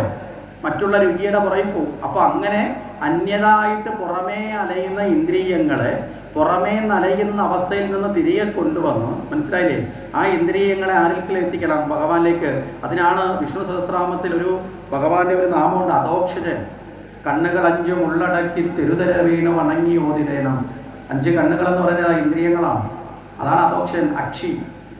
ബാഹ്യമായി പോകേണ്ട കണ്ണുകൾ, കണ്ണ്, നാക്ക്, മൂക്ക്, തൊക്ക്, ചെവി, അറിവിനെ തേടുന്നത്, ഇതെല്ലാം ആരിലേക്ക് എത്തിക്കണം?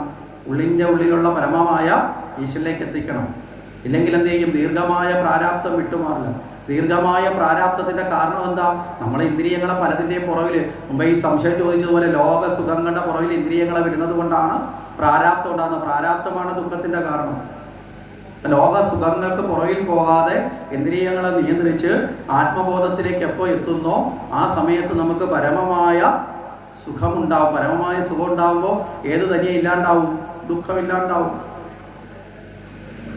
അപ്പോൾ ആ നിലയിലേക്കാണ് കുചേല തത്വം എന്ന് നമ്മൾ മനസ്സിലാക്കുക. ഓരോ ജീവിതത്തിൻ്റെ ഘട്ടത്തിലും നമ്മൾ ചെയ്യേണ്ട ധർമ്മം നമ്മൾ ആചരിച്ചാൽ മാത്രമേ മറ്റ് ദാരിദ്ര്യമാണെങ്കിലും ജീവിതത്തിൻ്റെ അവസ്ഥകൾക്കും മാറ്റം വരികയുള്ളൂ. ഭഗവാൻ എപ്രകാരമാണോ തൻ്റെ ദാമ്പത്യത്തെ പുഷ്ടിപ്പെടുത്തിയത് അതുപോലെ കുചേലൻ ജീവിച്ചിരുന്നെങ്കിൽ ഭാഗ്യമായിട്ടുള്ള ദാരിദ്ര്യം ഉണ്ടാവുകയുമില്ല. എന്നുകൂടി നമുക്ക് കാണാൻ സാധിക്കും. ഒരു ജീവൻ തൻ്റെ പരമാത്മാവിനെ തേടിയുള്ള യാത്രയാണ് കുചേല സദ്ഗതി എന്നുള്ളതാണ് ഭാഗവതത്തിൻ്റെ പ്രാധാന്യം എന്നുകൂടി